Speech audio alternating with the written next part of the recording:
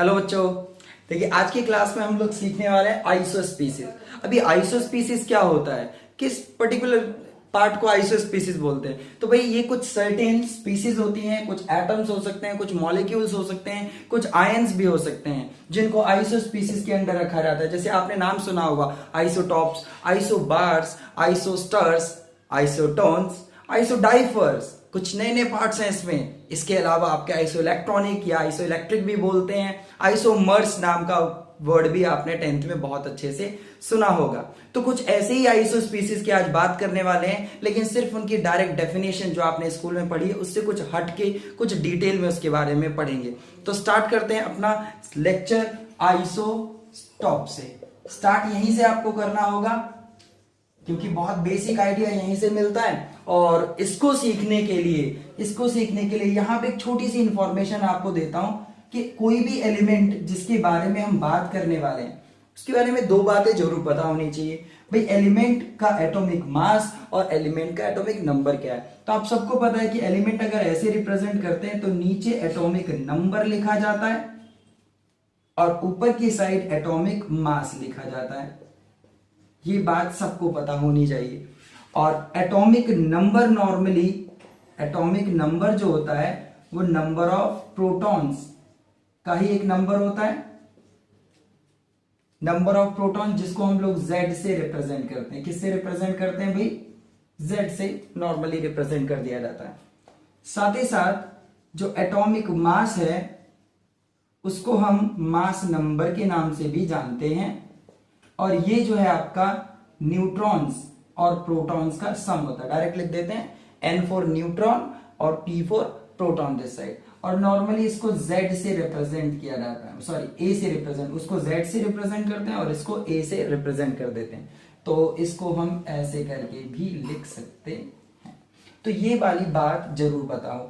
यहाँ पे number of proton लिखा है मतलब मैं किसी न्यूट्रल स्पीसीज की बात कर रहा हूं। किसकी? न्यूट्रल स्पीसीज है। क्योंकि इस वाले में आपको ये फैक्ट तो जरूर पता होगा कि अगर हम किसी न्यूट्रल स्पीसीज की बात करते हैं तो ये वैलिड है। न्यूट्रल जिसने इलेक्ट्रॉन ना तो दिए हैं किसी को और ना ही इलेक्ट्रॉन लिए। तो न्यूट्रल स्पीसीज के लिए यही चीज नंबर ऑफ इलेक्ट्रॉन की बराबर भी होती है। ये बात सबको अच्छे से पता है।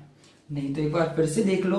भाई सीधी सी बात है कि अगर हमने क्लोरीन की बात की तो क्लोरीन का एटॉमिक नंबर 17 होता है। तो जब इसकी इनिशियल बात कर रहे हैं, जब इसने किसी को इलेक्ट्रॉन ना तो दिया है और ना ही किसी से लिया है, तो ऐसे केस में 17 इलेक्ट्रॉन और 17 ही प्रोटॉन, यानी कि -17 और माइनस आपका प्लस आपका 17, टोटल चार्ज कितना बनाता है? 0। तो न्यूट्रल को रिप्रेजेंट करता है। लेकिन मान लीजिए कि किसी से इसने एक इलेक्ट्रॉन ले लिया। आपको पता है कि क्लोरीन और इसकी फैमिली के जो स्पीसीज जो एटम्स होते हैं वो किसी से भी इलेक्ट्रॉन लेने के लिए तैयार रहते हैं। फ्लोरीन हो गया, आपका ब्रोमीन हो गया, आयोडीन हो गया। तो ऐसे केस में मान लो इसने किसी से एक इलेक्ट्रॉन ले लिया, तो अब आप कहोगे कि सर इसके पास 18 इलेक्ट्रॉन है।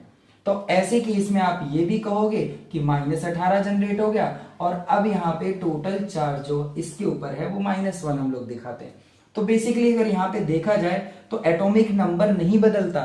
जब आपका इलेक्ट्रॉन कभी भी स्पीसीज में आता है या जाता है, यानी एटम के अंदर आता है या जाता है, तो एटॉमिक नंबर में कोई चेंज नहीं करते। तो स्ट्रिक्टली एटॉमिक नंबर हम लोग नंबर ऑफ प्रोटॉन के साथ इक्वेट करते हैं। इलेक्ट्रॉन के साथ अगर इक्वेट करते हो तो सिर्फ और सिर्फ ये वैलिड होता है जब आपका एटम कैसा हो? न्यूट्रल। तो ये छोटी सी बात आपको 10th में सिखा दी जाती है और साथ ही साथ ये इनके बारे में भी बताया जाता है। तो अब हमें क्या बताया जाता है? ये आइसोटॉप्स क्या होते हैं? आइसोटॉप्स कुछ ऐसी स्पीसीज होती हैं, ठीक है, देखिए, स्पीसीज हैविंग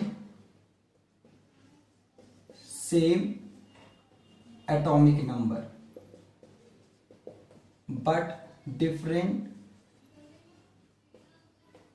मास नंबर। ये इंफॉर्मेशन हमें दे दी जाती है और ये इंफॉर्मेशन जो है पता भी होनी चाहिए। एग्जाम्पल की अगर बात करते हैं तो सपोज क्लोरीन का एग्जाम्पल ले लेते हैं। तो क्लोरीन की भाई दो आइसोटॉप्स होते हैं। एक है आपका 35 और एक आपका होता है 37। ये देख सकते हैं क्लोरीन एलिमेंट है, दो आइसोटॉपिक फॉर्म में एग्जिस्ट करता है। एक जिसका एटॉमिक मास आपका 37 है और दूसरा जिसका एटॉमिक मास आपका 35 है। तो देख सकते हैं आप, ऐसे ही आपका ऑक्सीजन की बात करें तो इसके भी 2 आइसोटॉप्स नहीं, इसके 3 आइसोटॉप्स एक्चुअली होते हैं। हर एक एलिमेंट की जरूरी नहीं है कि 2 ही हो, 3 भी हो सकते हैं, 4 भी हो सकते हैं, तो एग्जिस्टेंस पे डिपेंड करता है। तो एटॉमिक नंबर तो सबका सेम होता है, ये 16 और ये आपका 17 और ये आपका 18। तो हम लोग मास नंबर के अकॉर्डिंग ध्यान रखते हैं आइसोटॉप्स का। तो ये आपके ऑक्सीजन के हैं। इसी तरीके से आपने हाइड्रोजन के सीखे होंगे, जैसे मैं ये वाला हिस्सा हटा देता हूं, और हाइड्रोजन के आइसोटॉप्स या कार्बन के आइसोटॉप्स, इनके बारे में और लिखता हूं। हाइड्रोजन के 3 आइसोटॉप्स दिए जाते हैं एग्जाम्पल के तौर पे, 1, 2 और आपका ये 3। मास नंबर इनका अलग अलग होता है लेकिन एटॉमिक नंबर सबका सेम। कार्बन के लिए अगर देखें आप तो कार्बन सबका एटॉमिक नंबर 6 और 12, 13 और 14। इस तरीके से आप एग्जाम्पल ध्यान रख सकते हैं मोस्ट कॉमनली। अब बात ये आती है कि और कौन कौन सी चीजें हैं जो सिमिलर हैं या फिर जिन इनमें डिफरेंसेस होते हैं। तो एग्जाम्पल अच्छे से नोट कर लें और फिर बात करते हैं कि कौन कौन से। हालांकि इसमें एक और चीज है, हाइड्रोजन के आइसोटॉप्स का नाम भी दिया गया है, नाम भी बताया जाता है। इसे प्रोटियम बोलते हैं, इसे ड्यूटेरियम बोलते हैं, और ये जो आपका है इसे ट्रिटियम कहा जाता है। ये बाकियों के नाम नहीं है, तो आप कॉमनली इनके नाम याद रखें। और एक और चीज इसी में बताते हैं भाई, इसको डी से, इसको टी से और इसको एच से ही रिप्रेजेंट किया जाता है। जब हाइड्रोजन चैप्टर पढ़ोगे या हाइड्रोजन की डिटेल पढ़ोगे तो इनके बारे में जो है काम आ जाएगा, तो इनके बारे में आपको चीजें पढ़ने को मिलेंगी। अब बात करते हैं क्या कुछ और भी इनमें सिमिलरिटीज हैं या कुछ डिफरेंसेस हैं। तो जरा देखें आइसोटॉप्स में और क्या क्या बातें हम बता सकते हैं और कौन कौन सी चीजें हम इसके बारे में क्लियर कर सकते हैं। जैसे अगर मैं यहाँ पे सिमिलरिटीज की बात करूं, सिमिलरिटीज कि सभी आइसोटॉप्स अगर ये हैं, ये आपस में आइसोटॉप हैं, अगर ये आपस में जो है ना एक ही एलिमेंट के आइसोटॉप्स हैं, तो इनमें और कौन कौन सी बातें सेम हो सकती हैं और कौन कौन सी अलग हो सकती हैं। तो सिमिलरिटीज में देखें तो अभी अभी हमने देखा, और इस साइड हम इनके डिफरेंसेस की बात कर लेते हैं कि क्या क्या अलग अलग बातें हो सकती हैं। डिफरेंसेस बात करें तो देखो, सबसे पहली सिमिलरिटी जो डेफिनेशन में पढ़ी, एटॉमिक नंबर, ये सेम होता है। साथ ही साथ ये भी लिख सकते हैं हम, प्रोटॉन्स की संख्या सेम होती है। किसकी संख्या सेम होती है? प्रोटॉन्स की। सभी आइसोटॉप में प्रोटॉन की संख्या सेम है। एटॉमिक नंबर और प्रोटॉन का मतलब सेम होता है। इसके अलावा अगर डिफरेंस सिमिलरिटी देखें तो आप देख सकते हैं सेम नंबर ऑफ इलेक्ट्रॉन भी होते हैं। भाई न्यूट्रल स्पीसीज है सारी, तो इलेक्ट्रॉन्स की संख्या भी सेम है। साथ ही साथ जो आपके इनकी पोजीशंस की बात करें पीरियडिक टेबल में, तो पोजीशन भी सेम होती है। Position in periodic table, periodic table में जो मॉडर्न पीरियडिक टेबल बनी है उसमें आइसोटॉप्स की पोजीशन एक ही होती है, क्योंकि सेम एलिमेंट की स्पीसीज होती हैं इसलिए। इसके बाद इलेक्ट्रॉनिक कॉन्फ़िगरेशन, भाई जब इलेक्ट्रॉनिक कॉन्फ़िगरेशन लिखी जाती है यानी इलेक्ट्रॉन को डिस्ट्रीब्यूट किया जाता है अलग अलग शेल में या अलग अलग ऑर्बिटल्स में, तो उस टाइम इनकी इलेक्ट्रॉनिक कॉन्फ़िगरेशन यानी इलेक्ट्रॉन्स का डिस्ट्रीब्यूशन भी सेम होता है। सो इलेक्ट्रॉनिक कॉन्फ़िगरेशन सेम होती है। लास्ट, इनकी केमिकल प्रॉपर्टी भी सेम होती है। आइसोटॉप्स की जो आइसो स्पीसीज की हम बात कर रहे हैं उसमें आइसोटॉप जो होता है आपका, आइसोटॉप जो होता है उनकी केमिकल प्रॉपर्टीज, कौन सी प्रॉपर्टीज? केमिकल प्रॉपर्टीज भी क्या होती हैं? सिमिलर, यानी कि केमिकल बिहेवियर, रिएक्शंस, ठीक है, इनकी ability to react with some other species, so chemical properties क्या होती हैं? सेम। अब बात करते हैं कि डिफरेंसेस क्या है। भाई डिफरेंसेस बहुत कम है, और आप देख सकते हैं डिफरेंसेस में आपने देखा एटॉमिक मास अलग होता है इनका, यानी मास नंबर अलग अलग होता है सभी आइसोटॉप्स का। साथ ही साथ अगर बात करें तो इनमें नंबर ऑफ न्यूट्रॉन्स भी अलग होते हैं। नंबर ऑफ न्यूट्रॉन्स ये भी अलग अलग होते हैं, न्यूट्रॉन्स की संख्या अलग अलग। आप सबको पता होगा न्यूट्रॉन्स कैसे निकालते हैं, तो भाई न्यूट्रॉन्स निकालने के लिए आप क्या कर सकते हैं? एटॉमिक मास में से एटॉमिक नंबर हटा सकते हैं। आपको पता है n+p में से आप n यानी कि जो आपका z है यानी कि एटॉमिक नंबर प्रोटॉन्स वो हटाएंगे तो आपका n आ जाएगा। यानी कि ये वाला पार्ट आपका हम लोग कर सकते हैं, atomic mass minus atomic number. So neutrons की संख्या सेम आती है, वो सॉरी न्यूट्रॉन्स की संख्या डिफरेंट आती है, भाई डिफरेंस पढ़ रहे हैं, ठीक है। और लास्ट फिजिकल प्रॉपर्टीज भी अलग होती हैं, इनकी फिजिकल प्रॉपर्टीज भी अलग होती है, जैसे बॉइलिंग पॉइंट, मेल्टिंग पॉइंट, इनसे रिलेटेड बात करें या डेंसिटी की बात करें तो ये अलग होती हैं।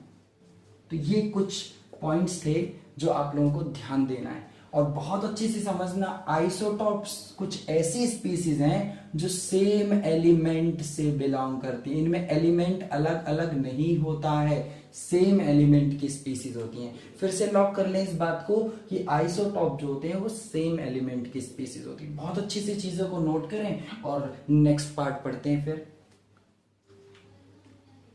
हाँ बच्चों, तो देखो आइसोबार्स के बारे में अगर बात करें तो बहुत ही कॉमन पार्ट है, जो नॉर्मल डेफिनेशन दी जाती है वो सबकी देखो कॉमन है बिल्कुल, मतलब एक तरीके से कहा जाए वही डेफिनेशन काम आएगी हमारे। तो इसमें कहा जाता है कि वो स्पीसीज जिनके अंदर सेम एटॉमिक मास, जिनका सेम एटॉमिक मास हो, same atomic mass but different atomic number, यानी कि जस्ट अपोजिट डेफिनेशन यहां पे हम दे रहे हैं इसके, आइसोटॉप के अपोजिट। तो डिफरेंस में जहां बात आती है तो डिफरेंस में ऐसा जरूरी नहीं है कि सिर्फ एक ही पॉइंट ऑफ डिफरेंस हो। सिमिलरिटी तो जो है मान लो एक सिमिलरिटी के बेसिस पे डेफिनेशन दी गई होगी, लेकिन डिफरेंसेस ज्यादा भी हो सकते हैं, ठीक है, डिपेंड करता है, ज्यादा भी हो सकते हैं। जैसे यहाँ पे अगर मैं एग्जाम्पल के तौर पे बात करता हूँ तो ये हमारे पास एक कैल्शियम और आर्गन का बहुत अच्छा एग्जाम्पल मोस्ट कॉमनली दिया जाता है। इसका एटॉमिक नंबर आपका होता है 20 और इसका एटॉमिक नंबर होता है 18। ये कुछ एग्जाम्पल आपको ध्यान रखने, एटलीस्ट एक पेयर एग्जाम्पल तो ध्यान रखना ही चाहिए, ठीक है। साथ ही साथ आप कार्बन का एग्जाम्पल दे सकते हैं, कार्बन 14 और इस साइड से अपना 6 और ये आपका 7। इसको देखें तो आप चेक कर सकते हैं कि एटॉमिक मास इन दोनों स्पीसीज के सेम है, एटॉमिक मास इन दोनों स्पीसीज के सेम है। तो एटॉमिक मास सेम है बट डिफरेंट एटॉमिक नंबर। तो देख लेते हैं कि सिमिलरिटी क्या क्या है। तो भाई सिमिलरिटी में बात करें ना तो भाई सीधा कहा जाता है कि मास नंबर सेम है। क्या मास नंबर सेम के अलावा और कुछ बोल सकते हैं? तो यहाँ पे नंबर ऑफ न्यूक्लियॉन्स भी बोल सकते हैं, नंबर ऑफ न्यूक्लियॉन्स। अब भाई न्यूक्लियॉन्स जो होता है प्रोटॉन और न्यूट्रॉन का सम को बोला जाता है। मतलब जो न्यूक्लियस होता है उस न्यूक्लियस में आपके जो सेंटर में न्यूक्लियस है एटम के, उसमें न्यूट्रॉन और प्रोटॉन प्रेजेंट होते हैं एक साथ। तो उनका सम जो होता है, उनका जो टोटल नंबर है उसको न्यूक्लियॉन्स के नाम से जाना जाता है, या सीधा कहा जाता है कि न्यूक्लियॉन्स का मतलब होता है न्यूट्रॉन और प्रोटॉन। तो यहाँ पे न्यूक्लियॉन्स का जो सम है वो सेम होता है। तो बात वही है, दोनों का मतलब सेम है बट अलग अलग तरीके से लिखा जा सकता है। अच्छा, डिफरेंसेस की अगर बात करें तो क्या क्या बेसिक डिफरेंसेस हो सकते हैं? तो भाई डिफरेंसेस तो बहुत सारे, एक डिफरेंस तो ऊपर ही नजर आ रहा है कि एटॉमिक नंबर अलग होता है, एटॉमिक नंबर अलग अलग होता है, 20 इसका 18, ये दोनों है, तो ये दोनों हैं क्या? आइसोबार। ये दोनों क्या हैं? आइसोबार। मतलब ये जो दो एग्जांपल है, 3 भी एग्जांपल हो सकते हैं, ऐसा नहीं सिर्फ 2 ही एग्जांपल हो। तो यहाँ पे एटॉमिक नंबर देखिए इनके अलग अलग है, ठीक। इसके अलावा यहाँ पे लिखें तो इनमें नंबर ऑफ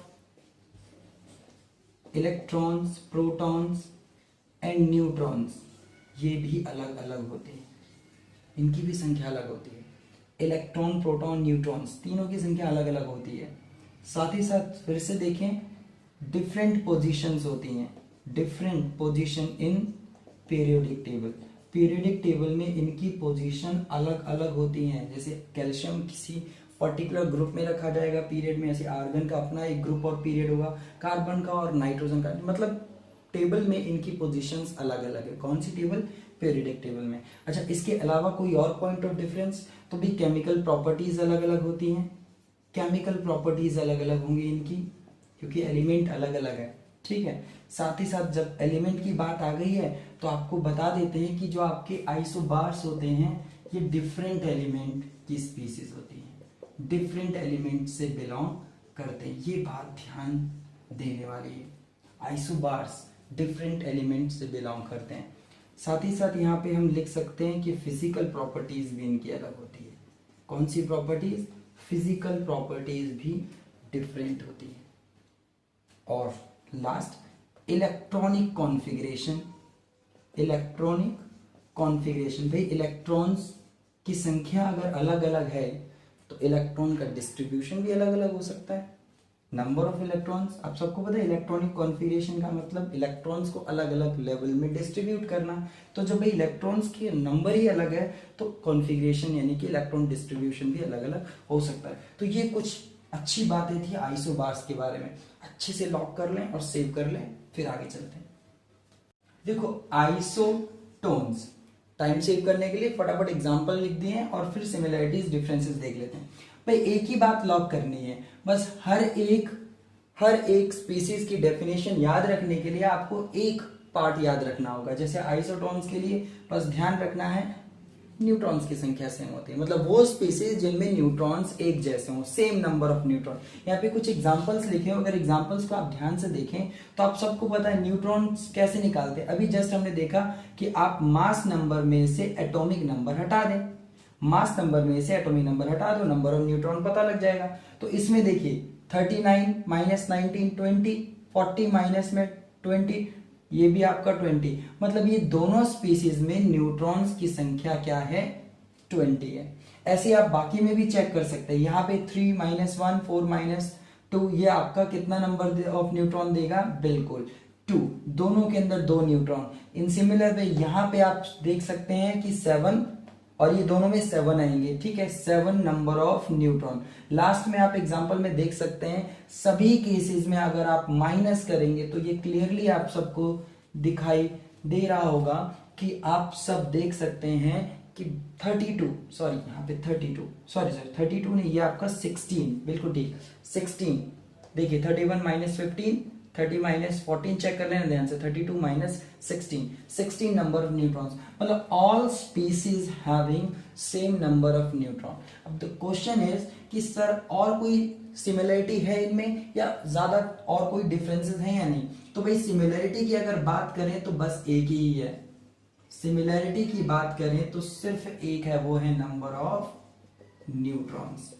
तो ये बात लॉक कर लेंगे, सेव कर लेंगे अच्छे से कि आइसोटोन्स मतलब वो स्पीसीज जिनमें सेम नंबर ऑफ न्यूट्रॉन्स है। तो फिर डिफरेंसेस क्या क्या हो सकते हैं?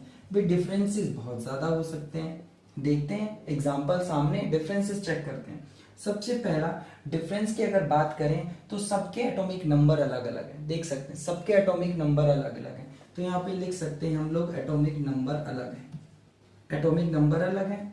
एक और बात देख सकते हैं, अब हमारे सिस्टम में हमारे पार्टिकल में 3 टाइप के, मतलब हमारे एटम में 3 टाइप के पार्टिकल होते हैं, न्यूट्रॉन, प्रोटॉन और इलेक्ट्रॉन। तो न्यूट्रॉन तो सब में सेम है, न्यूट्रॉन सेम है, तो बचेंगे आपकी नंबर ऑफ प्रोटॉन, क्योंकि एटॉमिक नंबर का मतलब प्रोटॉन भी होता है, और नंबर ऑफ इलेक्ट्रॉन, ये भी डिफरेंट है। सब में चेक कर सकते हो, सब में। फॉर एग्जांपल अगर आप इसकी बात करें पोटेशियम की, तो इसके अंदर देख सकते हैं 19 प्रोटॉन और 19 ही इलेक्ट्रॉन, इसके अंदर 20 प्रोटॉन और 20 ही इलेक्ट्रॉन। आपको सभी न्यूट्रल स्पीसीज हैं, तो भाई दोनों का नंबर क्या आएगा?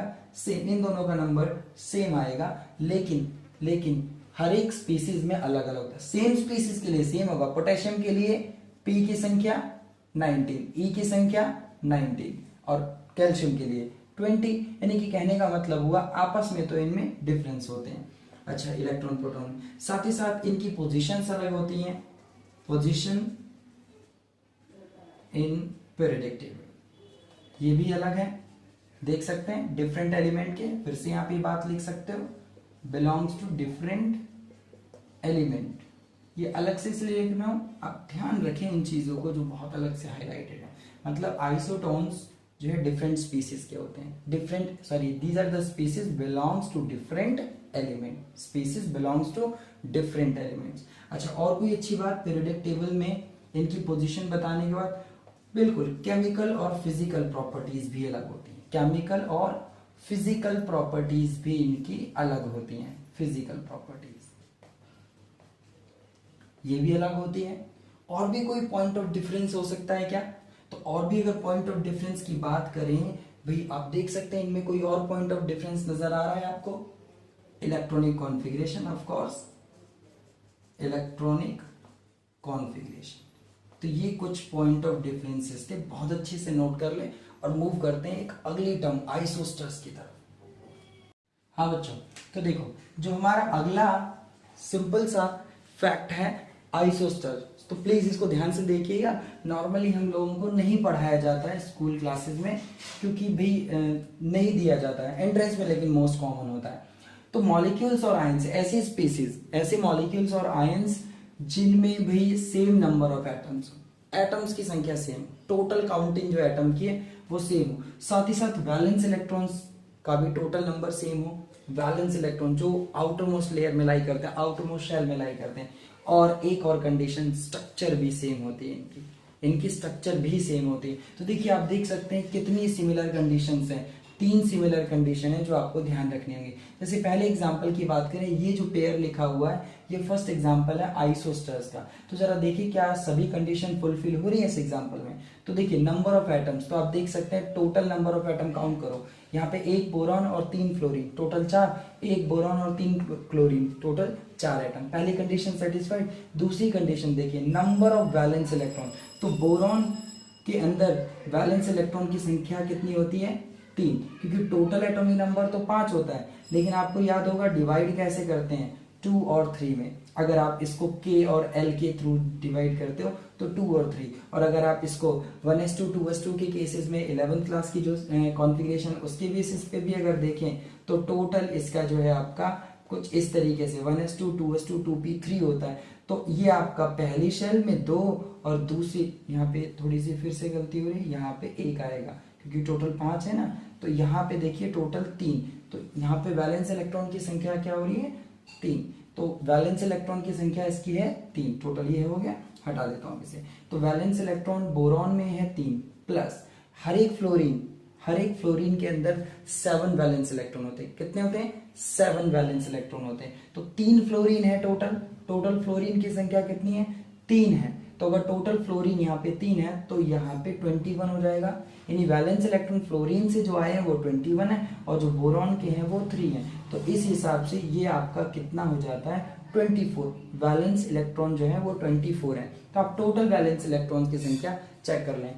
इसी तरीके से आप यहाँ देखेंगे इसके भी 3 आएंगे, और क्लोरीन के अंदर टोटल इलेक्ट्रॉन तो फ्लोरीन से ज्यादा होते हैं, लेकिन हमें तो सिर्फ वैलेंस वाले चाहिए, तो वैलेंस इलेक्ट्रॉन इसके अंदर भी 7 होते हैं, बट 3 क्लोरीन है तो 21, तो टोटल 24। तो ये टोटल हो गए वैलेंस इलेक्ट्रॉन्स। ध्यान रहे टोटल इलेक्ट्रॉन्स यहाँ काउंट नहीं करने, क्योंकि अगर टोटल इलेक्ट्रॉन सेम होंगे तो हम उसे आइसो इलेक्ट्रॉनिक के केस में पढ़ेंगे, आइसो इलेक्ट्रॉनिक। अभी हमें सिर्फ वैलेंस इलेक्ट्रॉन आउटर मोस्ट चाहिए। साथ ही साथ आप किसी भी दूसरे एग्जाम्पल को चेक कर लीजिए, तो इस एग्जाम्पल को ले लेते हैं, लेकिन इससे पहले एक और चीज बताएं।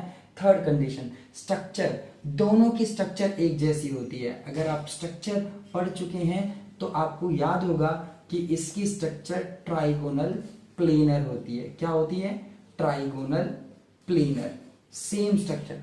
इन सिमिलर वे BCl3 में भी यही केस बनेगा आपका, बोरॉन सेंटर में और यहाँ पे 3 क्लोरीन, और सेम ज्योमेट्री का नाम होगा ट्राइगोनल प्लेनर। तो सभी के जो पेयर है ना, यहाँ पे जो भी मैंने पेयर लिखे हुए हैं, सबका पैटर्न जो है स्ट्रक्चर में भी क्या होगा, बिल्कुल एक जैसा होगा, तभी हम उसे आइसोस्टर में काउंट करेंगे। इस एग्जाम्पल को और देखते हैं कि इस एग्जाम्पल में किस तरीके से तीनों कंडीशन सेटिस्फाइड हैं या नहीं।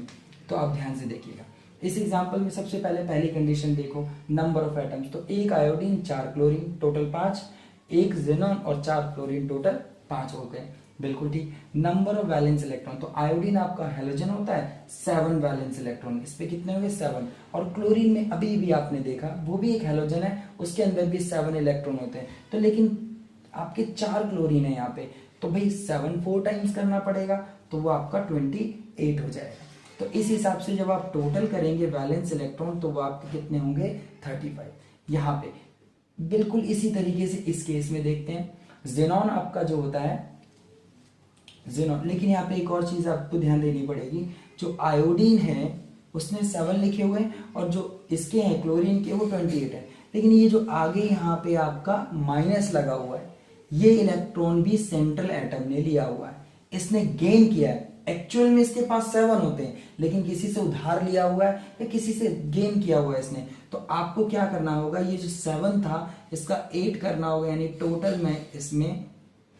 टोटल इसमें 36 इलेक्ट्रॉन काउंट करूंगा। ये वाला नहीं भूलना जो माइनस लगा, क्योंकि नेगेटिवली चार्ज स्पीसीज है तो सेंट्रल एटम ने 1 इलेक्ट्रॉन लिया हुआ है, यानी 7 की बजाय हम 8 भी लिख सकते हैं, या बाद में मैंने इसको ऐड कर दिया।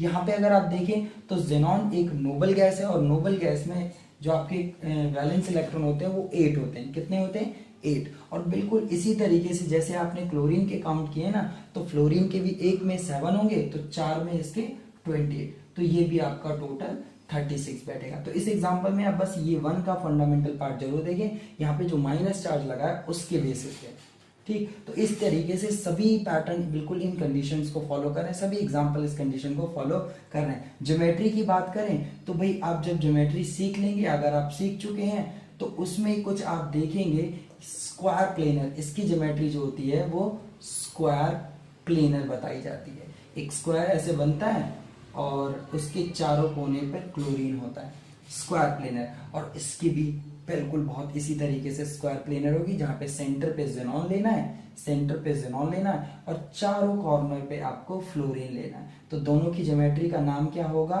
Square planar.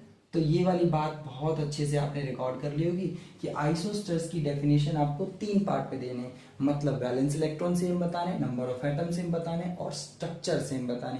क्योंकि अगर सिर्फ स्ट्रक्चर की बात करेंगे आप तो ये एक अलग कैटेगरी बन के आती है, आइसोस्ट्रक्चरल यूनिट्स, यानी आइसोस्ट्रक्चरल स्पीसीज। और अगर आप सेम मतलब वैलेंस की बजाय टोटल इलेक्ट्रॉन काउंट करते हो और 2 स्पीसीज में टोटल इलेक्ट्रॉन सेम आ जाते हैं, तो वो अगले पार्ट में हम पढ़ने वाले हैं आइसो इलेक्ट्रॉनिक। तो ये तीनों कंडीशन साइमल्टेनियसली 1, 2 और 3 तीनों कंडीशंस आपको जो है आइसोस्टर्स के लिए देखनी होंगी। साथ ही साथ अब यहाँ पे सिमिलरिटीज तो आपने देख ली, 3 सिमिलरिटीज हैं। डिफरेंसेस की अगर बात करें तो भाई डिफरेंसेस आप देख सकते हैं क्या क्या हो सकते हैं। इलेक्ट्रॉनिक कॉन्फ़िगरेशन अलग अलग होगी इनकी, डिफरेंट इलेक्ट्रॉनिक कॉन्फ़िगरेशन। और भी कोई डिफरेंस हो सकता है, इनकी प्रॉपर्टीज में भी फर्क आ सकता है, हालांकि केमिकल प्रॉपर्टीज इनकी सिमिलर होती हैं, लेकिन इनकी फिजिकल प्रॉपर्टीज में फर्क आ सकता है, इसलिए डिफरेंट फिजिकल प्रॉपर्टी। तो आइसोस्टर का बहुत कॉमन पार्ट है, जल्दी से इसे नोट करें फिर आगे बढ़ते हैं। तो देखो ये वाला सेक्शन बहुत ही आसान है और बहुत कॉमन क्वेश्चन एंट्रीज में आता है, बहुत ही कॉमन। देखो आइसो इलेक्ट्रॉनिक या आइसो इलेक्ट्रिक स्पीसीज के नाम से जाना जाता है। अब यहाँ पे ऑलरेडी लिखा हुआ आप देख सकते हैं, सेम नंबर ऑफ इलेक्ट्रॉन, मतलब वो स्पीसीज जिनमें इलेक्ट्रॉन्स की संख्या सेम हो। भाई यहाँ पे कौन से इलेक्ट्रॉन की बात हो रही है? वैलेंस इलेक्ट्रॉन की या फिर कोई और टाइप की? नहीं, ये आपके टोटल इलेक्ट्रॉन्स की बात हो रही है। यहाँ पे टोटल इलेक्ट्रॉन्स की बात हो रही है, जो भी उस स्पीसीज के अंदर टोटल इलेक्ट्रॉन्स हैं, चाहे वो बाहर के हों यानी आउटर मोस्ट हो या इनर इलेक्ट्रॉन्स की बात हो रही हो, ठीक है। तो यहाँ पे टोटल काउंट करने हैं आपको, सीधा सिंपल। अब यहाँ पे मैंने कुछ एग्जांपल्स लिखे हुए हैं, पेयर ऑफ एग्जांपल्स। ये देखो पेयर भी हो सकते हैं, और जरूरी नहीं 2 ही स्पीसीज आइसो इलेक्ट्रॉनिक हो या 2 ही स्पीसीज आइसो की कैटेगरी में आती हो, 2 से ज्यादा भी हो सकते हैं। तो आपको कंडीशन देखनी है कि क्या इन सब में इलेक्ट्रॉन की संख्या सेम है। तो हाइड्रोजन में ऑलरेडी 1 इलेक्ट्रॉन होता है, अब 1 किसी से गेन किया है तो 2 हो गए। हीलियम का ऑलरेडी आप जानते हैं कि 2 एटॉमिक नंबर मतलब 2 इलेक्ट्रॉन। लिथियम 3 इलेक्ट्रॉन के साथ होता है, लेकिन 1 किसी को दे दिया है तो बचे 2। ऐसे बेरिलियम में कितने इलेक्ट्रॉन होते हैं आपके? टोटल 4, और 4 में से उसने 2 किसी को दे रखे हैं, मतलब कितने इलेक्ट्रॉन हो गए? 2। तो ये जितनी भी स्पीसीज यहाँ पे लिखी हुई हैं वो सारे के सारे स्पीसीज में सेम नंबर ऑफ इलेक्ट्रॉन, मतलब ऑल आर आइसो इलेक्ट्रॉनिक। तो काउंट करेंगे और सिंपल फंडामेंटल पार्ट से आप आंसर दे देंगे। इन सिमिलर वे यहाँ पे जो 3 लिखे हुए एग्जाम्पल, इन सब में देख सकते हैं कि टोटल इलेक्ट्रॉन सेम है या नहीं। तो आप देखें कार्बन में 6 होते हैं और आपका ऑक्सीजन 8 एटॉमिक नंबर के साथ होता है, तो टोटल 14 इलेक्ट्रॉन। साथ ही साथ आप यहाँ पे भी चेक कर सकते हैं कि कार्बन में 6 इलेक्ट्रॉन और नाइट्रोजन में 7, लेकिन किसी से 1 गेन किया है तो टोटल 14। और ये तो आपको पता है ही कि नाइट्रोजन 2 बार है तो उसके 7 का 2 टाइम्स, मतलब 14 इलेक्ट्रॉन के साथ ये सारी स्पीसीज क्या है? आपकी आइसो इलेक्ट्रॉनिक है। इन सभी में अगर आप काउंट करेंगे, इन सभी में आप अगर काउंट करेंगे ना, तो टोटल इलेक्ट्रॉन 18 आपको देखने को मिलेंगे सभी स्पीसीज में। आप सब बस देख लेना कि कितने इलेक्ट्रॉन गेन है और कितने इलेक्ट्रॉन किसी स्पीसीज ने लूज किए हुए हैं उस बेसिस पे। तो आइसो इलेक्ट्रॉनिक स्पीसीज में आप सेम इलेक्ट्रॉनिक कॉन्फ़िगरेशन होती है और वो सेम नंबर ऑफ इलेक्ट्रॉन होता है, साथ ही साथ सेम इलेक्ट्रॉनिक कॉन्फ़िगरेशन। मतलब जब हम इलेक्ट्रॉन डिस्ट्रीब्यूट करेंगे, जब उनकी संख्या सेम है तो कॉन्फ़िगरेशन भी क्या आएगी, सेम। ये तो सिमिलरिटी होगी। अगर इनमें डिफरेंसेस की बात करें तो भाई और क्या क्या मतलब डिफरेंसेस क्या क्या हो सकते हैं। तो भाई देखो यहाँ पे सबसे पहली बात, नंबर ऑफ प्रोटॉन्स अलग अलग हो सकते हैं, ठीक है, नंबर ऑफ प्रोटॉन्स डिफर हो सकते हैं, नंबर ऑफ न्यूट्रॉन्स भी अलग अलग हो सकते हैं, नंबर ऑफ न्यूट्रॉन्स भी क्या हो सकते हैं, डिफरेंट हो सकते हैं। आप एटॉमिक स्पीसीज में एग्जांपल में देख सकते हैं, यहाँ पे आप देख सकते हैं, इसमें आप देख सकते हैं। अच्छा, साथ ही साथ यहाँ पे आप फिजिकल और केमिकल प्रॉपर्टीज में भी डिफरेंस हो सकते हैं, physical and chemical properties, chemical properties में डिफरेंस हो सकते हैं।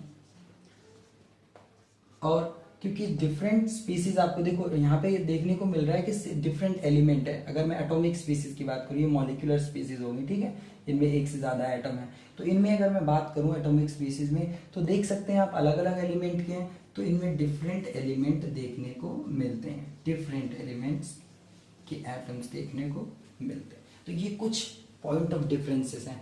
फटाफट फिनिश करो, आइसोडाइफर्स देखते हैं। तो देखो आइसोडाइफर्स के बारे में पढ़ते हैं, ये मोस्ट इंपॉर्टेंट, भाई ध्यान से देखिएगा। आइसोडाइफर्स ये कौन सी स्पीसीज होती है, तो यहाँ पे देखो मैंने क्या लिखा है, ये कुछ ऐसे स्पीसीज हैं जिनमें सेम डिफरेंस होता है। मतलब सेम डिफरेंस, किस चीज का same difference, between number of neutrons, यानी न्यूट्रॉन्स का टोटल जो संख्या है उसमें से अगर मैं प्रोटॉन्स की संख्या को हटा दूं, यानी कि जो इनके बीच डिफरेंस आएगा, हम नंबर ऑफ न्यूट्रॉन्स की बात नहीं कर रहे कि total number of neutron same होते हैं, वो आइसोटॉन्स हो जाएंगे। हम टोटल नंबर ऑफ प्रोटॉन्स की बात पे नहीं कर रहे कि वो सेम होगा, वो आइसोटॉप होगा। लेकिन इसमें से अगर ये माइनस कर दिया जाए, टोटल नंबर ऑफ न्यूट्रॉन्स में से टोटल नंबर ऑफ प्रोटॉन्स हटा दिए जाएं, तो उस दौरान जो डिफरेंस आएगा, अगर वो दो स्पीसीज का वो डिफरेंस सेम है तो उसे हम उन स्पीसीज को हम आइसो डाइफर्स कहेंगे। एक बेस्ट एग्जांपल लेते हैं और इसके थ्रू इस टॉपिक को समझ लेते हैं। देखो यहाँ पे मैंने थोरियम और यूरोपियम लिखा हुआ है। थोरियम का एटॉमिक नंबर 90, मास नंबर 234, और इसका एटॉमिक नंबर 92 और मास नंबर 238। अगर आप यहाँ पे सबसे पहले ये देखो कि प्रोटॉन की संख्या कितनी है, तो आपको पता है 90 है। प्रोटॉन मतलब वही एटॉमिक नंबर भी लिख सकते हैं हम, यहाँ पे एटॉमिक नंबर भी लिख सकते हैं, नो प्रॉब्लम एट ऑल, ठीक है। और यहाँ पे प्रोटॉन की संख्या कितनी है, 92 डन। तो इस जगह पे न्यूट्रॉन जरा निकालो और फिर इस जगह पे, क्योंकि हमें n-p निकालना है ना, n-p, या फिर यूं कहो n-z। भाई प्रोटॉन को मतलब एटॉमिक नंबर भी कहते हैं, और ये जो होता है ना इसे आइसोटॉपिक नंबर कहा जाता है। एक और एडिशनल इंफॉर्मेशन ले लो, ये जो डिफरेंस होता है ना n-p का, यानी कि न्यूट्रॉन से जब प्रोटॉन को हटाते हैं तो जो डिफरेंस आता है उसे आइसोटॉपिक नंबर कहते हैं। तो आइसोटॉपिक नंबर इनका सेम अगर आता है तो ही हम इन दोनों को क्या कहेंगे, आइसोडाइफर्स, ठीक है। तो डिफरेंस चेक करते हैं। सबसे पहले न्यूट्रॉन निकालिए, तो जब आप 2, 3, 4 में से ये हटाएंगे तो इसमें आपकी न्यूट्रॉन की संख्या निकाल के देखिए कितनी है, ये माइनस करने पर आपकी 144 होगी। साथ ही साथ आप यहाँ देखिए 2, 3 ये आपका, हाँ बिल्कुल ठीक है, 238 में से आप 92 हटाइए और चेक कीजिए, जब आप माइनस करेंगे इसको बिल्कुल ठीक, तो ये आपका 8 और ये आपका यहाँ पे 146 आएगा। देखिए ध्यान से, तो ये नंबर ऑफ न्यूट्रॉन्स। अब हम क्या करते हैं, इनमें n-p निकालते हैं। क्या निकालते हैं, n-p। तो n आपका 144 और p आपका ये रहा। यहाँ पे n-p निकालते हैं एक बार, फिर 146 में से आप ये हटाइए और अब आप चेक कीजिए कितना कितना नंबर आएगा। तो जब 144 में से आप 90 हटाएंगे तो आप बहुत अच्छे से समझ रहे होंगे 54 बचेगा, और जब 146 में से 92 हटाएंगे तो आप देख सकते हैं इसमें भी आपका 54 बचेगा। चेक कर लें आराम से, समझ लें, एक बार फिर से देख लें कि यहाँ पे आप देख सकते हैं कि जो n-p का यानी कि n-p की वैल्यू है वो दोनों में सेम आ रही है। मतलब ये आपके दोनों क्या हैं, आइसोडाइफर्स हैं। एक छोटा सा लॉजिक है बस, n माइनस पी सेम होना चाहिए, n माइनस पी यानी n माइनस जेड नंबर, जो एटॉमिक नंबर सॉरी जेड, वो सेम होना चाहिए। न्यूट्रॉन्स और प्रोटॉन्स के बीच का जो डिफरेंस है। अब आइसोडाइफर्स में सिमिलैरिटी तो अगर आप देखें तो n माइनस पी की सिमिलैरिटी है, लेकिन अगर डिफरेंस की बात करें तो बहुत सारे डिफरेंस हो सकते हैं, जैसे अभी तक देखते चले आए। जैसे देखिए डिफरेंट एलिमेंट के बिलोंग्स टू डिफरेंट एलिमेंट, है ना, डिफरेंट एलिमेंट की स्पीसीज होती हैं ये। इलेक्ट्रॉन्स की संख्या अलग होगी, प्रोटॉन्स की संख्या अलग होगी, न्यूट्रॉन्स की भी संख्या अलग है, तो लिख सकते हैं number of electron, proton and neutron, ये सब कुछ अलग अलग होता है। लो सिंबल लिख देते हैं, तीनों चीजें अलग अलग होती हैं। Atomic mass and atomic number भी अलग अलग होता है, एटॉमिक नंबर भी अलग अलग होता है, देख लीजिए अलग अलग है ना, इन दोनों स्पीसीज को कंपेयर करो। फिजिकल केमिकल प्रॉपर्टीज भी अलग अलग हैं, केमिकल प्रॉपर्टीज भी अलग अलग हैं, क्योंकि एलिमेंट से अलग, एलिमेंट अगर डिफरेंट है तो ये सारे डिफरेंसेस आपको देखने को मिलेंगे। इसके अलावा आप देख सकते हैं इलेक्ट्रॉनिक कॉन्फ़िगरेशन अलग अलग आएगी, इलेक्ट्रॉनिक कॉन्फ़िगरेशन अलग अलग होंगी, साथ ही साथ इनकी पोजीशंस पीरियोडिक टेबल में डिफरेंट होगी, पोजीशन भी अलग होगी, position in periodic table, position in periodic table वो भी डिफरेंट होगी। तब चलिए इसलिए फटाफट लिख लो, फिर नेक्स्ट पार्ट करते हैं। चलो बच्चों अपना नेक्स्ट पार्ट समझते हैं, आइसो स्ट्रक्चरल। अब थोड़ा जोश होना चाहिए ना, आप इतनी सारी चीजें सीख चुके हो। भाई देखो आइसो स्ट्रक्चरल में भाई सीधा सीधा बोलो कि स्ट्रक्चर सेम होती है, नहीं तो एक अच्छा वर्ड बोलना है तो ज्योमेट्री बोल सकते हो, शेप बोल सकते हो, ये सेम होती है। यानी ऐसे मॉलिक्यूल्स, ऐसे स्पीसीज, ऐसे मॉलिक्यूल्स या आयन जिनकी ज्योमेट्री या शेप क्या हो सेम, तो उन्हें क्या बोलते हैं, आइसो स्ट्रक्चरल। अब भाई आइसो स्ट्रक्चरल के लिए आपको केमिकल बॉन्डिंग के थ्रू स्ट्रक्चर बनानी आनी चाहिए। तो स्ट्रक्चर में यहाँ पे एग्जाम्पल मैंने लिखे हुए हैं, तो आपको स्ट्रक्चर तो मैं यहाँ बता दूंगा, बट बहुत अच्छे तरीके से आपको केमिकल बॉन्डिंग के थ्रू पता लगेगा, जो चैप्टर नंबर 4 आपको 11th में सिखाया जाता है।